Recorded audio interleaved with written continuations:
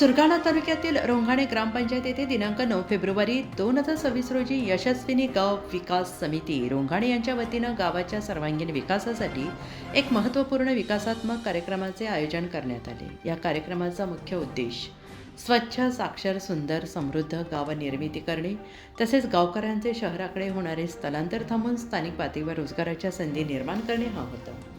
गावचा विकास कसा साधता येतील, गाव पातळीवर नेतृत्व कसे घडवता येईल याबाबत सविस्तर मार्गदर्शन करण्यात आले। या कार्यक्रमासाठी स्वदेश फाउंडेशन यांच्या टीमने उपस्थित राहून मोलाचे सहकार्य केले आणि यामध्ये श्री राजेंद्र गुंड टीम व्यवस्थापक, श्री दीपक मोरे टीम व्यवस्थापक, श्री तुकाराम बोरसे समन्वयक, श्री गणेश वाजी पशुसंवर्धन विभाग, श्री अरुण सुबर समन्वयक, सौ कल्पना महाले समन्वयक, श्री सलप्रकाश काळे अभियंता, श्री प्रवीण देशमुख शिक्षण विभाग यांचा सक्रिय सहभाग होता।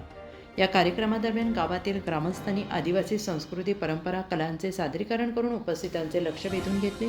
यशस्विनी गाव विकास समिती रोंघाणेचे पदाधिकारी सदस्य पुढील प्रमाणे उपस्थित होते: श्री सुरेश गायकवाड अध्यक्ष, पुष्पा गायकवाड सचिव, योगेश लाखन खजिनदार, एकनाथ वारडे, श्री युवराज गायकवाड, श्री विष्णू गांगुडे, श्री चंदर भोये सदस्य, सौ सविता गांगुडे, सौ हौसा वारडे सदस्य, तसेच गावातील विविध समित्यांचे सदस्य, बहुसंख्य ग्रामस्थ, महिला, पुरुष, युवक, युवती मोठ्या संख्येने उपस्थित होते। गावाचा विकास आणि नेतृत्व कसे घडवता येते हे पाहण्यासाठी बाहेरील गावांतील ग्रामस्थांनी उपस्थिती दर्शवली।